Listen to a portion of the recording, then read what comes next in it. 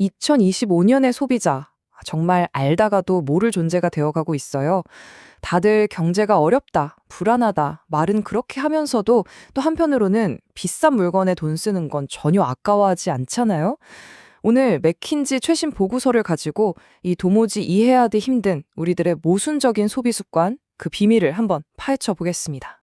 아니, 요즘 우리 쇼핑하는 거 보면 뭔가 좀 이상하지 않으세요? 여러분도 분명히 느끼셨을 거예요. 뉴스만 틀면 맨날 불황이다, 어렵다 하는데 주변 친구들 보면 여전히 플렉스하고 있단 말이죠. 이게 도대체 어떻게 된 일일까요? 바로 여기서 이 모든 문제의 핵심, 그러니까 아주 큰 모순점이 드러납니다.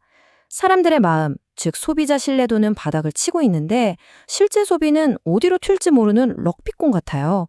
예전에는 이게 딱 맞아떨어졌거든요.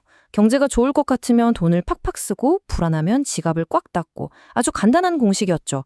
근데 이제는 그 공식이 완전히 깨져버린 겁니다. 전문가들은 이걸 디커플링 현상이라고 부르는데요. 말 그대로 소비자의 감정과 실제 지갑 사정이 따로 노는 거예요.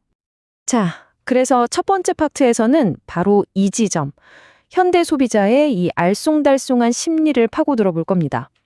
도대체 왜 우리의 감정과 실제 소비가 따로 놀게 됐을까? 사실 이 현상 때문에 기존의 경제 예측 모델들이 요즘 계속 헛다리를 짚고 있는 거거든요.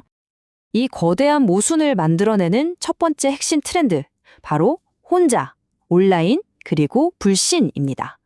어떻게 보면 우리의 새로운 디지털 라이프가 낳은 또 하나의 역설이라고 할 수 있겠네요. 자, 이거 정말 놀라운 사실인데요. 팬데믹 이전이랑 비교했을 때 우리에게 일주일에 평균 3시간이라는 여유 시간이 더 생겼다고 합니다. 여러분이나 저나 모두에게 공짜 시간이 생긴 셈이죠. 그럼 이 황금 같은 자유 시간을 우린 다 어디에 쓰고 있을까요? 정말 놀랍게도 그 늘어난 시간의 거의 전부를 온라인에서 그것도 혼자 보내는 데 쓰고 있답니다. 팬데믹 때 어쩔 수 없이 시작됐던 이 행동이 이제는 그냥 우리의 일상이 되어버린 거예요. 자, 이런 변화는 당연히 기업들에게 아주 명확한 메시지를 던져주고 있습니다. 한번 보세요. 지난 한 달 동안 소비자 10명 중 8명이 온라인 쇼핑을 했대요. 이 말은 뭐냐? 즉각적인 만족에 대한 기대치가 그야말로 하늘을 찌른다는 거죠.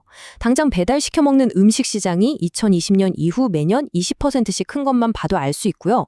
그래서 요즘엔 고객 충성도 프로그램에 게임처럼 재미있는 요소를 넣는 게이미피케이션이 거의 필수가 된 겁니다. 그런데 바로 여기서 정말 거대한 모순이 터져 나옵니다. 보고서의 한 구절을 그대로 인용하자면 소셜미디어는 소비자들이 가장 믿지 않는 정보의 출처라는 거예요. 이게 말이 되나요? 우리는 하루 종일 온라인에서 살다시피 하면서 정작 그 안에서 정보를 퍼뜨리는 인플루언서 같은 사람들은 하나도 안 믿는다는 거잖아요. 왜 이런 불신이 생겼을까요? 간단합니다. 우리가 너무 똑똑해졌는 거죠. 소비자들은 이제 척 보면 압니다. 아, 저 인플루언서 돈 받고 광고하는 거구나. 심지어 요즘엔 저게 사람이 아니라 AI가 만든 가짜 이미지일 수도 있겠구나 하는 것까지 다 꿰뚫어 보고 있어요. 그러니 당연히 점점 더 의심의 눈초리로 볼 수밖에 없는 겁니다.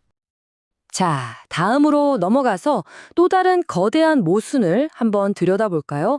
이번엔 바로 Z세대의 소비에 대한 아주 흥미로운 수수께끼입니다. 이 세대는요, 돈 문제에 대해선 엄청 신중한 것 같은데 알고 보면 또 가장 돈을 많이 쓰는 세대이기도 해요. 그러니까 Z세대는 마음속에 두 개의 자아를 가지고 있는 셈이에요.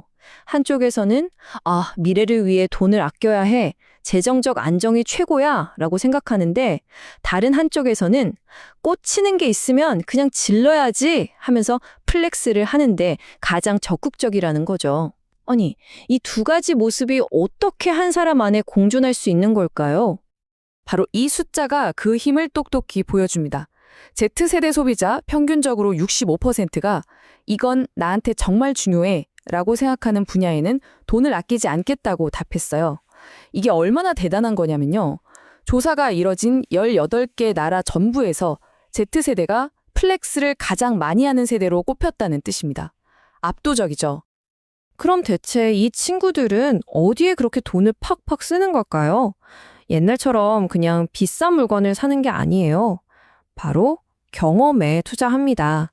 예를 들면 매일 마시는 아주 맛있는 프리미엄 커피 한 잔 같은 소확행, 즉 소소한 경험에 기꺼이 돈을 쓰는 거죠. 또 내 몸을 위한 단백질 보충제 같은 건강이나 웰니스 분야, 그리고 인스타그램에 올릴 만한 멋진 경험을 만들어주는 제품이라면 과감하게 지갑을 엽니다. 자, 이제 마지막 트렌드로 넘어가 보겠습니다. 바로 가치에 대한 새로운 규칙인데요.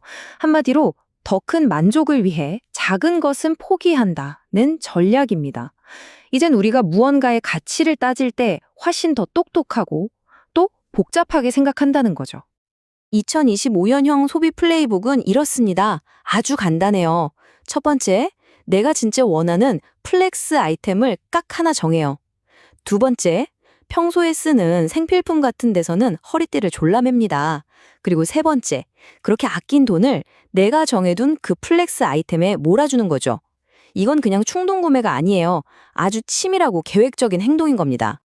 이 표를 보시면 2008년 금융위기 때랑 지금이랑 우리가 돈 아끼는 방식이 어떻게 달라졌는지 한눈에 보입니다. 예전에는요, 돈 아끼려면 무조건 싼 PV 상품, 그러니까 마트 자체 브랜드 제품을 샀어요. 근데 지금은 어떻죠? 내가 좋아하는 그 브랜드는 포기 못하겠으니까 대신 용량이 더 작은 걸 사는 거예요. 핵심이 뭐냐? 돈은 아끼고 싶지만 내가 좋아하는 브랜드에 대한 자존심 혹은 충성도는 지키고 싶다는 거죠. 아주 흥미로운 변화입니다. 자, 그렇다면 이 모든 변화들이 우리에게 던지는 메시지는 뭘까요? 이 완전히 새로운 소비 시장에서 살아남고 또 성공하려면 어떻게 해야 할지 핵심 전략들을 한번 정리해 보겠습니다. 자, 기업들이라면 이 네 가지는 꼭 기억하셔야 합니다. 첫째, 고객을 그냥 아는 수준이 아니라 360도, 그러니까 속속들이 완벽하게 이해해야 합니다. 둘째, 가격, 포장, 판매 채널을 기가 막히게 조절해서 수익을 극대화하는 능력이 필요하고요. 셋째, 잘 안 되는 건 과감히 버리고 성장하는 분야에 집중하도록 사업 포트폴리오를 재편해야 합니다. 마지막으로 AI 같은 신기술을 그냥 쓰는 척만 하는 게 아니라 완전히 우리 회사 DNA에 심어서 기술 역량을 근본적으로 바꿔야 합니다. 결국 모든 것이 선택과 포기, 즉 트레이드오프의 연속인 세상입니다. 그렇다면 여러분에게는 다른 모든 것을 포기하더라도 이것만은 절대 타협할 수 없는 단 한 가지가 있으신가요? 여러분의 플렉스 1순위는 무엇인지 한번 곰곰이 생각해 보시면 좋겠습니다.